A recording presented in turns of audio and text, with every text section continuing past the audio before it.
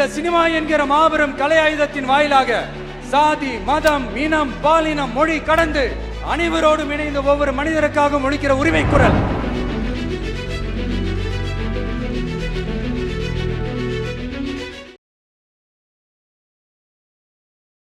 பெரம்பூர்ல பாத்தீங்கன்னா ஒரு வடமாளி தவிர அவங்க மனைவியே கள்ளக்காதலன் கூட சேர்ந்து கொலை பண்ணி தலை தனியா, கால் தனியா, கை தனியா வெட்டி அந்த உடலை மட்டும் சூட்கேஸ்ல வச்சு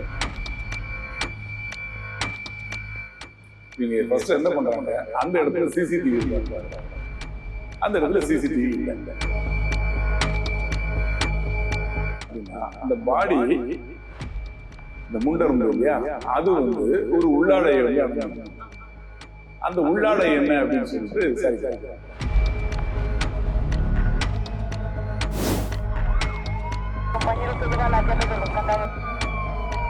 ஓம்லி பாக்ஸ் நேயர்களுக்கு வணக்கம். தமிழகத்துல நாளுக்கு நாள் கிரைம் ரேட் கூடிக்கிட்டே போகுது. குறிப்பா இந்த கள்ளக்காதல்னால நிறைய கொலைகள் நடக்குது.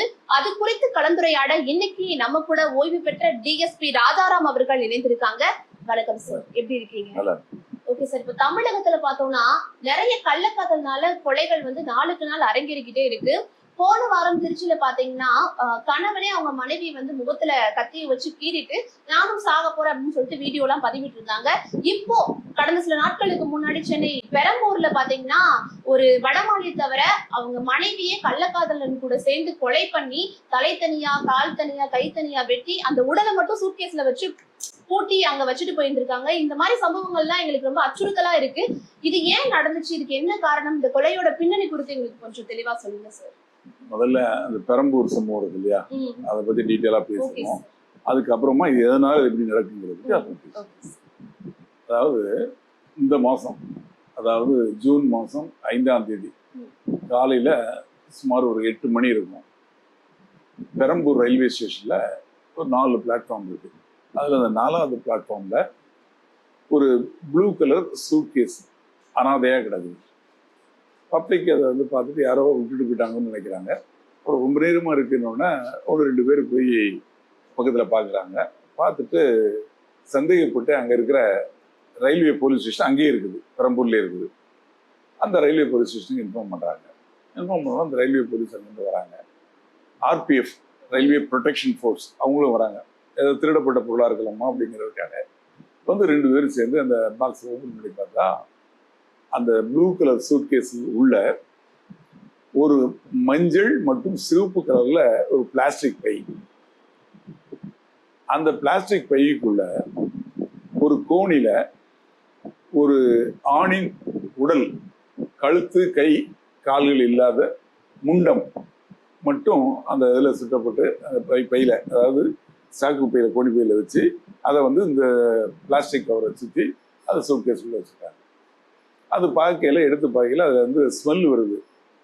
அது மாதிரி அப்போ தான் வெட்டியிருந்தாங்கன்னா அதுலேருந்து பிளட்டு யூஸ் ஆகும். பிளட்டு எதுவும் யூஸ் ஆகலை, காஞ்சி போயிருக்கு. ஸோ இந்த சம்பவம் இப்போ நடக்கலை. கொலை செய்யப்பட்டிருக்கார் ஒரு நபர், அவர் யாருன்னு தெரியல. ஆனால் இப்போ கொலை செய்யப்படலை. அப்புறம் அழுக ஆரம்பிச்சிருக்கு. ஸோ மோர் தென் 24 hours அப்படிங்கிறது தெரியுது. அப்புறம் என்ன பண்ணுறாங்க, இந்த மாதிரி ரயில்வே போலீஸ், அதாவது ரயில்வே பிளாட்ஃபார்ம், ரயில்வே ட்ராக்குக்கு இடையில இந்த மாதிரி சம்பவங்கள் நடந்தால் அது குறித்து ரயில்வே போலீஸ், டிஆர்பின்னு சொல்லுவாங்க, தமிழ்நாடு ரயில்வே போலீஸ், அதுக்குன்னு தனியாக டிஜிபி இருக்காங்க. அதுக்கு கீழே ஐஜி, டிஐஜி, எஸ்பி அது மாதிரிலாம் இருக்காங்க. ஆனால் வந்து அவங்களுக்கு ஸ்ட்ரென்த்து கம்மி. சென்ட்ரலில் ஒரு ஸ்டேஷன் இருக்கும், அடுத்தல பெரம்பூரில் ஒரு ஸ்டேஷன் இருக்கும். இது எப்படியாச்சுன்னா வந்து அரக்கோணத்தில் தான் இருக்கும். ஆனால் இதுக்கு இடையில நடக்கக்கூடிய குற்றங்களை அவங்க பார்ப்பாங்க. சிலர் ட்ரெயினில் அடிபட்டு இறந்து போகிற அந்த வழக்குகளையும் பார்ப்பாங்க. ஆனால் கொலை வழக்குகள், அன்றைக்கி திருத்தணி ரயில்வே ஸ்டேஷனில் ஒரு 4 பையங்க சேர்ந்து ஒரு வட மாநில வெட்டினார், இந்த மாதிரி முக்கியமான வழக்காக லோக்கல் போலீஸ் தான் விசாரிப்பாங்க. உடனே அது பெரம்பூர், அது எங்கே வரும்னா துணை கண்காணிப்பாளர், அதாவது டிசி கண்ட்ரோலில் வரும். அதாவது டிசிக்கு இன்ஃபார்ம் பண்ணி டிசி அங்கே வந்துடுறாங்க. டிசி வந்து புளியந்தோப்பு டிசி, அவருக்கு கீழே 3 ஏசி, அதுக்கு கீழே ஒரு 8 இன்ஸ்பெக்டர். இந்த புளியந்தோப்பு மாவட்டத்தில் அந்த 3 ஏசி இருக்காங்க இல்லையா, அதில் பெரம்பூர் பகுதியில், இதில் வந்து அந்த பகுதியிலே நான் உதவி ஆணையராக 3 ஆண்டுகள் பண்ணியிருக்கேன். அதனால் எனக்கு அந்த இடத்த பற்றி தெரியும். இதில் இந்த 4வது பிளாட்ஃபார்ம் அப்படிங்கிறது வந்து சென்னையிலிருந்து டுவர்ட்ஸ் அரக்கோணத்தை நோக்கி போகக்கூடிய ட்ரெயின்கள் நிற்கக்கூடிய பிளாட்ஃபார்ம். அதாவது மின்சார ட்ரெயின் இருக்குல்ல, அந்த ட்ரெயினுங்க நிற்கக்கூடியது. அந்த ரூட்ல வந்து அந்த பிளாட்ஃபார்ம் வரும். அந்த பிளாட்ஃபார்ம்ல நடந்திருக்கனால இவங்க என்ன பண்றாங்க, உடனே பாடியை கைப்பற்றி கேஎம்சிக்கு அனுப்பிச்சுடுறாங்க. அனுப்பிச்சுட்டு அது கூட இந்த துணி மத டீட்டெயில்ஸ் எல்லாத்தையும் விசாரிக்கிறதுக்கு தனிப்படைகள் அனுப்பிச்சாங்க. ஒவ்வொரு இன்ஸ்பெக்டர் தலைவர் 8 இன்ஸ்பெக்டர் தலைவர் 8 படைகள். இவங்க ரயில்வே போலீஸ் வந்து அவங்க 2 தனிப்படைகள் அமைக்கிறாங்க. இவங்க ஃபர்ஸ்ட் என்ன பண்றாங்க, அந்த இடத்துல சிசிடிவி இருக்கான்னு பாக்குறாங்க. அந்த இடத்துல சிசிடிவி இல்லை. இந்த ரயில்வே பிளாட்ஃபார்ம்ல சிசிடிவி இல்லை. ஸோ அவங்களால ஒன்றும் பார்க்க முடியல. அக்கம் பக்கத்துல இருக்கக்கூடிய சிசிடிவி வந்து பாக்குறாங்க. இப்போ இதுல என்ன தெரியுதுன்னா, 2 நபர்கள் ஒரு ஆட்டோவில் வந்து இந்த சூட்கேஸை எடுத்துட்டு போய் அங்கே கொண்டு வச்சுட்டு திருப்பி அந்த ஆட்டோவில் போறாங்க அப்படிங்கிறது மட்டும் தெரியுது. அது என்ன நம்பர் ஏதுங்கிற இந்த டீட்டெயில்ஸ்லாம் ஓரளவுக்கு தெரியல. வந்து எடுத்து போய் வச்சுட்டு போறாங்க அப்படின்னு தெரியுது. அப்புறம் என்ன பண்றாங்க, இந்த பக்கமும் வரக்கூடிய ட்ரெயின் இதுக்கு முந்தின ஸ்டாப்பிங் எங்கெல்லாம் இருக்கு. ஒன்று சென்ட்ரல்ல இருந்து வரும், இல்லைன்னா பீச்ல இருந்து வரும். அப்போ சென்ட்ரல் இருந்து வந்தாச்சுன்னா இதுக்கு முந்தின ஸ்டாப்பிங் சென்ட்ரல். அங்கே யாராவது ஏறினாங்க, அந்த சிசிடிவில இந்த சூட்கேஸ் எடுத்துட்டு வர மாதிரி தெரியுதா அப்படிங்கிற ஒரு டீம் பாக்குறாங்க. பீச்ல இருந்து வரதையும் பாக்குறாங்க. இப்போ இன்னொரு டீம் கண்டுபிடிச்சாங்க, இது வந்து இதுல தான் எடுத்துட்டு வந்திருக்காங்க, எங்க ஆட்டோவில் தான் எடுத்துட்டு வந்திருக்காங்க. அப்புறம் இந்த ஆட்டோ என்ன ஏது அப்படிங்கிற நம்பர் சில ஓரளவுக்கு நம்பர் தெரியும். அதை வச்சு இன்னொரு டீம் பார்த்துட்டு இருக்காங்க.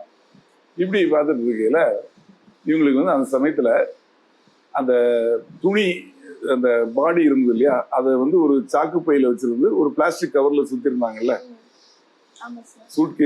சூட்கேஸ்க்குள்ள ஒரு சிவப்பு அண்ட் மஞ்சள் கலர் கலந்த ஒரு பிளாஸ்டிக் பை. அந்த பிளாஸ்டிக் பேப்பருக்கு உள்ளதான் வந்து அந்த கோணி இருக்கு. கோணிக்குள்ளதான் அந்த பாடி இருக்கு. அந்த பிளாஸ்டிக் கவரை எடுத்து சோதனை பண்ணி பாக்குறாங்க. அதுல வந்து தேராம்பேட்டையில் இருக்கக்கூடிய ஒரு தனியார் மருத்துவமனை, அப்போலோ மருத்துவமனை, அந்த பேர் அதுல போட்டு அந்த கவர்ல என்ன போட்டிருக்குன்னா, கழிவுகளை இந்த இதுல வந்து பேக் பண்ணி எடுத்துட்டு போற கவர். அப்போ somewhat it is related to hospital, அந்த ஏரியா அப்படிங்கிறது ஒரு சந்தேகத்தை கிளப்புது. உடனே அந்த மருத்துவமனைக்கு போறாங்க. போய் இந்த பை அவங்க கொடுக்கக்கூடிய அங்கே உள்ள யூஸ் பண்ற பை தானு கேட்குறாங்க. ஆமான்னு சொல்றாங்க. இதுல என்னன்னா, இந்த கைகள், தலை, கால்கள் எல்லாமே வெட்டப்பட்டிருக்கும். இது வெட்டணும் அப்படின்னா, அதாவது ஒண்ணு ரவுடிகள் வெட்டினா கண்ணாமண்ணான்னு வெட்டிடுவாங்க. டாக்டர்ஸ் இருக்காங்க இல்லையா, ஆப்ரேஷன் பண்றாங்கல்ல, அவங்களுக்கு சில இன்ஸ்ட்ருமெண்ட்ஸ் வச்சிருப்பாங்கல்ல, அந்த மாதிரி தொழில் தெரிஞ்சவங்க வெட்டினாங்கன்னா கரெக்டா வெட்டுவாங்க. அதனால ஹாஸ்பிட்டல் சம்மந்தப்பட்டதுனால அவங்க ஹாஸ்பிட்டல் டாக்டர்ஸ் நர்சஸ் யாராவது சம்மந்தப்பட்டிருப்பாங்களோ அப்படின்னு சொல்லி அதையும் சரி. ஆமா, வெட்டப்பட்டது வந்து ஒரு தாறுமாறா வெட்டப்படல. ரவுடிங்க வந்து வெட்டுவாங்கல்ல, அந்த மாதிரி வெட்டல. தனியா கட் பண்ணி கசாப்பு கடையில வெட்டுவாங்க, அந்த மாதிரி தனித்தனியா தலையை வெட்டுறது, காலை தனித்தனியா வெட்டுவாங்க இல்லையா, அவன் அதுல ட்ரெயின்டு, அந்த மாதிரி வெட்டப்பட்டிருக்கு. அந்த உடனே ஹாஸ்பிட்டல்ல அது கேட்கவும் முடியாது. உடனே விசாரிக்கிறாங்க. விசாரிக்கிறது மட்டும் இல்லை, இதுக்கு அப்புறமா இன்னொரு இதையும் பாக்குறாங்க. என்ன அப்படின்னா, அந்த பாடி, இந்த முண்டை இருந்தது இல்லையா, அது வந்து ஒரு உள்ளாடையை வந்து அணைஞ்சிருக்கு. அந்த உள்ளாடை என்ன அப்படின்னு சொல்லிட்டு விசாரிக்கிறாங்க. அது வந்து ரிலையன்ஸ் ட்ரெண்ட்ஸ் அப்படின்னு ஒரு கடை இருக்கு. அந்த உடனே என்ன பண்றாங்க, அந்த துணியில இருக்க பார்கோடை வச்சு இது எங்க வாங்குறது அப்படின்னு பாக்குறாங்க. பெரம்பூர்ல இருக்கிற ரிலையன்ஸ் ட்ரெண்ட்ஸ் அப்படிங்கிற கடையில வாங்கியிருக்காங்க. அதை வச்சு எந்த பில்ல வாங்குறாங்கன்னு பார்த்தா கடந்த ஆண்டுல வாங்கியிருக்காங்க. ஆமா, அதை வாங்குறத பார்த்து அந்த வந்து 2 நம்பர், அதுல எந்த நம்பர் கொடுத்துருக்காங்க, செல் நம்பர் கொடுத்துருக்காங்க, 2 செல் நம்பர் கொடுத்துருக்காங்க. 2 நம்பர், இது ஒரு டீம் இது அனலைஸ் பண்றாங்க. அந்த 2 நம்பரையும் ரிங் கொடுத்து பார்த்தா ஒண்ணு வேலையை செய்யல, இன்னொன்னு லைவா இருக்கு, ஆனா வந்து சுவிட்ச் ஆஃப் பண்ணிடுச்சு. ஆனா அதை வந்து வெரிஃபை பண்ணி பார்த்தா வாட்ஸ்அப்ல அதுல மெசேஜ் எல்லாம் போயிட்டு இருக்கு. அப்ப இந்த வாட்ஸ்அப் மெசேஜ் எங்க இருந்து எப்படி வருது, எப்படி போகுது, வாட்ஸ்அப் கால்ல எங்க பேசுறாங்க, பிரமிக்க வைக்குது சார். எங்களை மாதிரி பாமர மக்கள்லாம் இந்த நியூஸ் எல்லாம் கேட்டா, ஏன்னா ஒரு தலையே இல்லாத ஒரு பாடி, தலை இருந்தாதான் அந்த கேஸ் வந்து முடியும். அது யாரு என்னன்னு பார்த்து டிஎன்ஏ டெஸ்ட் ஒரு பக்கம் இருந்தாலுமே தலை, இதுதான் இன்வெஸ்டிகேஷன். அதாவது காவல்துறை எவ்வளவு கஷ்டப்படுறாங்க போய். எதுக்காக சொல்றேன் அப்படின்னா, இது வந்து பொதுமக்கள் தெரிஞ்சுக்கணும். அதாவது காவல்துறை வந்து எல்லாரும் நினைக்கிறாங்க காவல்துறைனா கெட்டவங்க அப்படின்னு. காவல்துறையில் கெட்டவங்க இருக்காங்க, காவல்துறை எல்லாருமே கெட்டவங்க கிடையாது. காவல்துறை வந்து ஒவ்வொரு வழக்குலையும் எவ்வளவு கஷ்டப்படுறாங்க அப்படிங்கிறத எப்படி இது ஒரு சின்ன இன்ஃபர்மேஷன்ல இருந்து அந்த கேஸை கண்டுபிடிக்கிறாங்க அப்படிங்கிறது தான் இந்த அதுக்காக தான் விவரமா சொல்றாங்க. அதுக்கப்புறமா வந்து எங்க இருந்து எங்க அந்த ரெண்டு பேசி அடிக்கடி பேசுறது தெரியுது. அப்புறம் அவங்க எந்த லொகேஷன்ல இருந்து பேசுறாங்க அப்படின்னு பாக்குறாங்க. அப்போ வந்து டி நகர் லொகேஷன் காட்டுது, இன்னொன்னு தேனாம்பேட்டை லொகேஷன். அப்போ இவங்க என்ன பண்றாங்க, டி நகர் அந்த மாதிரி வந்து இருக்கணும்னா அந்த நம்பருக்கு யாருக்கு உள்ளது அப்படின்னு பாக்குறாங்க.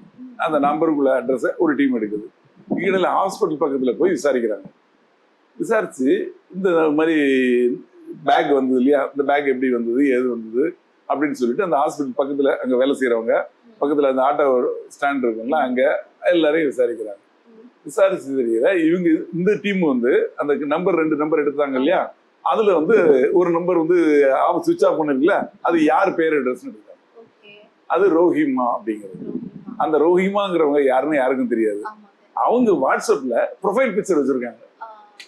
அந்த போட்டோ எடுத்துட்டு போய் அங்க அந்த ஹாஸ்பிட்டல் அதை சுத்தி இருக்க பகுதி வேலை செய்யக்கூடியவங்க மற்றவங்கள்ட்ட போய் காட்டி கேட்கறாங்க, இந்த இவங்களை பாத்திருக்கீங்களா. அப்போ அவங்க சொல்றாங்க, இவங்க வந்து இங்க வந்து உள்நோயாளியா தங்கி இருக்கக்கூடிய புற்று நோயாளிகள் இருக்காங்கல்ல, அவங்க மாச கணக்குல ட்ரீட்மெண்ட் எடுப்பாங்க.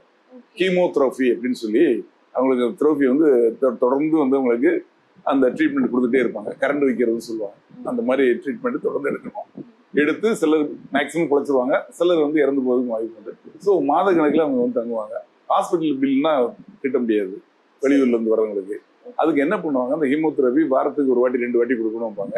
அப்போ வந்து நீங்க ஓபியா வந்து கொடுத்துட்டு போங்கன்னு சொல்லி டாக்டர் சொல்லிட்டாங்கன்னா அவங்க வந்து தங்குறதுக்கு வீடு 2 மாசம் 3 மாசம் 6 மாசத்துக்கு வாடகைக்கு எடுப்பாங்க. இப்போ வெளி மாநிலத்திலிருந்து வரவங்களுக்கு இங்க யாரும் வீடு கொடுக்க மாட்டாங்க. அது மாதிரி வரவங்களுக்கு வீடு பிடிச்சு கொடுக்குற புரோக்கர் வேலை செய்யறாங்க இந்த ரோஹிமா. அப்புறம் இந்த ரோஹிமா அது மாதிரி செய்யறாங்கன்னு தெரிஞ்ச உடனே போலீஸ் என்ன பண்றாங்க, அங்க ட்ரீட்மெண்ட் இருக்கக்கூடிய ஒரு பேஷண்ட்டை பிடிச்சி அவங்க கிட்ட இன்ஃபார்ம் பண்ணி, இது மாதிரி நான் அந்த ஹாஸ்பிட்டல்ல இங்க அட்மிட்ல இருக்கேன், டாக்டர் வந்து ஒரு 6 மாசம் தங்கணுங்கிறாங்க, எனக்கு ஒரு வீடு பிடிச்சி கொடுங்க அப்படிங்கிறாங்க. அவங்க வந்து லோக்கல் போன்ல பேசவே இல்லை, பேசுறது எல்லாம் வாட்ஸ்அப் கால்ல தான். வாட்ஸ்அப் கால்ல இவங்களை பேச வைக்கிறாங்க. பேசணும்னா அவங்க சொல்றாங்க, சரி நீங்க எந்த இடத்துல இருக்கீங்கன்னா ஹாஸ்பிட்டல்ல இருக்கேன், சரி ஹாஸ்பிட்டல் என்ட்ரன்ஸுக்கு நீங்க வாங்க, நான் வந்துடுறேன்னு சொல்லிட்டு இந்த அம்மா அங்கிருந்து வராங்க. இவங்க வந்து நின்று இவங்க இது போன்ல பேசி 2 பேரும் இந்த அம்மா வந்து சந்திக்கிற சமயத்துல சுத்தி இருக்க போலீஸ் சரண்டர் பண்ணி இந்த அம்மா பிடிச்சாங்க. யார ரோஹிமாவை பிடிச்சி விசாரிக்கிறாங்க. விசாரிச்சா ரோஹிமா என்ன சொல்றதுன்னா, அவங்களுக்கு சொந்த ஊரு அசாம். அங்க கல்யாணம் ஆகி ஒரு பெண் குழந்தை இருக்கு. அங்க கணவருக்கு இவங்களுக்கு பிரச்சனையாகி அவங்கள விட்டு பிரிஞ்சிடறாங்க. அங்க இருக்கக்கூடிய அஸ்ரப் அலி அப்படிங்கிறவருக்கு கூட இவங்களுக்கு லிங்க் ஆகுது. 2 பேரும் லவ் ஆகி அங்கிருந்து கிளம்பி சென்னைக்கு வந்துடுறாங்க. சென்னைக்கு வந்து தேனாம்பேட்டையில தாமஸ் ரோடு ஹவுசிங் போர்டு அப்படின்னு ஒரு ஹவுசிங் போர்டு, அதாவது சிவாஜி கணேசன் வீடு இருக்கு இல்லையா, அந்த வீட்டுக்கு பின்னாடி பெரிய ஹவுசிங் போர்டு. அந்த ஹவுசிங் போர்டுல ஒரு வீடு வாடகைக்கு எடுத்து அங்க குடியிருந்துக்கிட்டு இவங்க வந்து இது மாதிரி அந்த தேனாம்பேட்டை ஹாஸ்பிட்டல் பக்கத்துல தான், தேனாம்பேட்டையில் உள்ள அப்பல்லோ ஹாஸ்பிட்டல்ல இது மாதிரி யாருக்கு வந்து வீடு வேணுமோ, ரொம்ப நாள் தங்கி இருக்கணும்னு வச்சு வீடு கேட்குறாங்களோ அவங்களுக்கு புரோக்கர் வேலை செய்யறாங்க. அப்போ வந்து அந்த ஹாஸ்பிட்டலில் உள்ளவங்க மற்றவங்க உடனே இவங்களுக்கு பழக்கமாகும். இந்த சூழ்நிலையில இந்த அஸ்ரப் அலி இவன் இந்த பெண்ணை தவிர பல பெண்கள் கூட அவங்களுக்கு பழக்கம். அதை இந்த அம்மா கண்டிச்சு கேட்குறாங்க. அப்புறம் வந்து நீயும் உனக்கே நான் 2வது புருஷன் தானே, நீ மட்டும் என்ன கேட்கறது அப்படின்னு சொல்லி இவங்களுக்கு கணவன் மனைவியா வாழ்றாங்க. ஆனா சண்டை வருது, பிரச்சனையாகி அடிக்கிறாங்க, உதைக்கிறாங்க, அந்த மாதிரி பிரச்சனை வளர்ந்துக்கிட்டே போகுது. இந்த சமயத்துல டி நகர்ல இதே மாதிரி அசாமை சேர்ந்த ஒருத்தர் காய்கறி வியாபாரம் பண்றாரு. ஆமா, ஒரு செகண்ட், அவர் பேரை பார்த்து, அவரு பேரு அஸ்ரப், அவர் வயசு 31. அவரு கூட இந்த அம்மாவுக்கு பழக்கமானோன்னா இவங்க 2 பேருக்குள்ள காதல் ஆயிடும். அப்போ இந்த லேடி சொல்றாங்க, இது மாதிரி என் வீட்டுக்காரர் ரொம்ப தொல்லை பண்றாரு, அவர் நடத்தையும் சரியில்லை அப்படிங்கிற. அப்போ பரவாயில்ல, நீ அவரை விட்டுட்டு என் கூட வந்துரு அப்படிங்கிறாரு பேசுறது. அப்போ அந்த அம்மா சொல்லுது, அப்படியே விட்டுட்டு வந்தா அவர் சும்மா விட மாட்டாரு, அவங்கள 2 பேரையும் அவர் கொண்டு வருவாரு, அதனால அவரை நம்ம கொண்டுடலாம் அப்படின்னு இந்த அம்மா தான் ஐடியா கொடுக்குறாங்க. இல்ல இவங்களுக்கு எல்லாம் சட்டம் தெரியுமா? இல்ல நம்ம இல்ல இதுக்கெல்லாம் காரணம் என்னங்கிறத சொல்றேன், திருப்பி வரேன், முதல்ல சம்பவத்தை முடிச்சுப்போம். அந்த உடனே இந்த அம்மாவே ஐடியா கொடுக்குறாங்க, அவரை போட்டுடலாம் அப்படின்னு. உடனே அவன் வேற வழி, சரி ரைட்டு, ஏன்னா இந்த அம்மா வேணுமே, இவங்க கூட லவ் ஆயிட்டாரு, இவங்க சொல்றதுதான் அவன் கேட்டாங்கன்னு சரின்னு சொல்லி ஐடியா பண்ணி இவன் தூங்குறப்போ அவனுக்கு வந்து தூக்கு மாத்திரை கொடுக்குறாங்க நிறைய. அப்போ அன்கான்சியஸ் ஆயிடலாம். அதுக்கப்புறம் இவனை வரவழைச்சு அவன் தூங்கிட்டு இருக்கான், அருவாமனை வச்சு கழுத்தை தனியா கட் பண்றாங்க, கைய தனியா கட் பண்றாங்க, இந்த கைய தனியா கட் பண்றாங்க, கால் ரெண்டையும் தனியா கட் பண்றாங்க. எப்படி சார் கால் இல்ல இடுப்போட முண்டம்ங்கிறது என்னன்னா கால்களும் கைகளும் தலையும் இல்லாததான் முண்டம். Okay sir. அருவாமனைனால எப்படி சார் அவ்வளவு அப்படின்னு சொல்றாங்க. இருங்க சொல்றேன். அவங்க கட் பண்ணிடுறாங்க, கையை தனியா கட் பண்ணி எடுத்துறாங்க, இந்த கையை கட் பண்ணி எடுத்துறாங்க, காலை தனியா ரெண்டையும் தனித்தனியா கட் பண்ணி எடுத்துறாங்க, கை கால் தனியா ஒரு பேக்கிங், தலை தனியா ஒரு பேக்கிங், முண்டை மட்டும் தனியா பேக்கிங். அந்த பேக்கிங் தான் இப்போ மாட்டினது.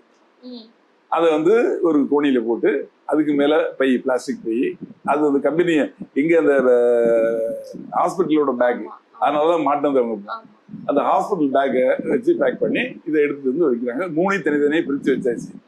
வச்சு ஸ்மெல் அடிக்க ஆரம்பிச்சு அக்கம் பக்கத்துல என்ன ஏதுன்னு கேட்க ஆரம்பிச்சிருக்காங்க. உடனே வந்து நிறைய ஸ்ப்ரே அடிக்கிறாங்க, நறுமணம் உள்ள சென்ட் அடிச்சு அடிச்சு பாக்குறாங்க, முடியல. இது நடந்தது 3ஆம் தேதி நைட்டு. 4ஆம் தேதி ஃபுல்லா இருந்தது. 5ஆம் தேதி இப்படியா டிஸ்போஸ் பண்ணி ஆகும் அப்படின்னு சொல்லிட்டு இந்த ரேபிடோ புக் பண்றாங்க. ரேபிடோன்னா ஆட்டோ வாடகைக்கு புக் பண்ணி அதில் வந்து அந்த அஸ்ரப்பள்ளியும் இவங்களுக்கு சேர்ந்து அந்த சூட்கேஸ் எடுத்துட்டு வந்து பெரம்பூரில் கொண்டு வந்து ரயில்வே ஸ்டேஷனில் கொண்டு வச்சுட்டு தெரியாமல் போயிடலான்னு அதே மாதிரி போயிடுறாங்க. அதே மாதிரி அந்த கை கால் அதை பேக் பண்ணதை ஒரு ரன்னிங் ட்ரெயினில், அந்த வழியாக போகக்கூடிய ஒரு ட்ரெயினில் தூக்கி போட்டாங்க. அது எந்த ட்ரெயின், எப்போ போட்டாங்க, எங்கே போகிற ட்ரெயின், கூட்ஸா, இந்த டீட்டெயில்ஸ்லாம் இனிமேல் தான் விசாரணைக்கு தெரிய வரும். இது கிடையாது. இது முடிஞ்சதுக்கு அப்புறம் தலையை மட்டும் தனியா எடுத்துட்டு செங்கல்பட்டுக்கு போய் அங்க ஒரு இடத்துல புதைச்சிட்டாங்க அப்படின்னு சொல்றாங்க. இப்போ இவங்க 2 பேரையும் காவல்துறை கைது பண்ணியாச்சு. கைது பண்ணவங்கள 24 மணி நேரத்துக்குள்ள நீதிமன்ற விசாரணைக்கு நடுவர்கிட்ட ஆஜர்படுத்தணும். ஆஜர்படுத்தி ஜெயிலில் அடைக்க சொல்லி உத்தரவு போட்டு ஜெயிலில் அடைச்சிட்டாங்க. இப்போ அவங்கள போலீஸ் கஸ்டடி எடுத்து அவங்கள விசாரிச்சு எந்த இடத்துல கொலை நடந்தது, கொலை நடந்த இடம் எங்கன்னா தேனாம்பேட்டை, தாமஸ் ரோடு. அப்போ தேனாம்பேட்டை போலீஸ் ஸ்டேஷனுக்கு இந்த வழக்கு மாற்றப்படும். அங்கே நடந்ததுக்கு அப்புறம் இப்போ இங்கே முண்டம் இங்கே கிடைச்சிது. இது மாதிரி இடத்துல கை எங்கே போச்சு, ட்ரெயின் எந்த ட்ரெயினில் எத்தனை மணிக்கு கொண்டு போட்டீங்க, எந்த ஊரில் வச்சு போட்டீங்க, எந்த ரயில்வே ஸ்டேஷன், இதே ரயில்வே ஸ்டேஷனா எங்கே வச்சு போட்டீங்க, அந்த அத்தனை மணிக்கு கிராஸ் ஆன வண்டி எது, அந்த வண்டியில் எங்கேயாவது வந்து அது கடைசி போய் ரீச் ஆன இடத்துல பாடியை கண்டுபிடிச்சிருக்காங்களா, அதாவது கை காலை கண்டுபிடிச்சிருக்காங்களா அப்படிங்கிறது அது ஒரு விசாரணை. அடுத்தால இவங்களை அழைச்சிட்டு போய் செங்கல்பட்டில் எங்கே கொண்டு போய் புதைச்சாங்களா, ஏரியில் போட்டாங்களா, இதே மாதிரி போடுற ட்ரெயினில் போட்டாங்களா, இந்த விவரங்களை அவங்களை விசாரித்து அதையும் பார்க்கணும் அடுத்தால. அதுக்கப்புறமா இவங்க பேரில் 2 பேர் பேர்லையும் இந்த வழக்கில் குற்றப்பத்திரிகை தாக்கல் பண்ணுவாங்க. இதில் வந்து சம்பவம் நடந்தது என்னன்னா, கொலை செய்தது பழைய இதில் படி 302 படி குற்றம், 201 ஐபிசி அப்படிங்கிறது இந்தியன் பீனல் கோட்னா அந்த கொலை செய்த மறைக்கிறது. ஒருத்தனை கொலை பண்ணிட்டாங்க, அதை மறைக்கிறதுக்காக அந்த பாடி இந்த மாதிரி பார்ட் பிரிச்சு அனுப்புறாங்க. இந்த பார்ட் ஏன் பிரிக்கிறாங்க அப்படின்னா, இறந்தவர் யாருன்னு கண்டுபிடிக்காம அவரோட ஐடென்டிட்டி தெரியாம இருக்குதுங்க. இப்போ ஒருத்தர் மனிதனை முழு உருவமா இருந்ததுன்னா அவனோட உடல் போட்டோ மற்றதெல்லாம் வச்சு கைரேகை பண்ணலாம். இப்போ இதுல வந்து முண்டம் தனியா இருக்கு, கை தனியா போயிடுச்சு, தலை தனியா போயிடுச்சு. அப்ப ஐடென்டிபிகேஷன் பண்ண முடியாது. இறந்தவரோட ஐடென்டிபிகேஷன் தெரிஞ்சுதான் செஞ்சவர் யாருன்னு கண்டுபிடிச்சலாம். காவல்துறை வந்து ஒருத்தன் வெட்டுப்பட்டு கிடக்குறான், ஒருத்தனை வெட்டிட்டாங்கன்னு வைங்க, இறந்து போனவன் யாருன்னு முதல்ல கண்டுபிடிக்கணும்.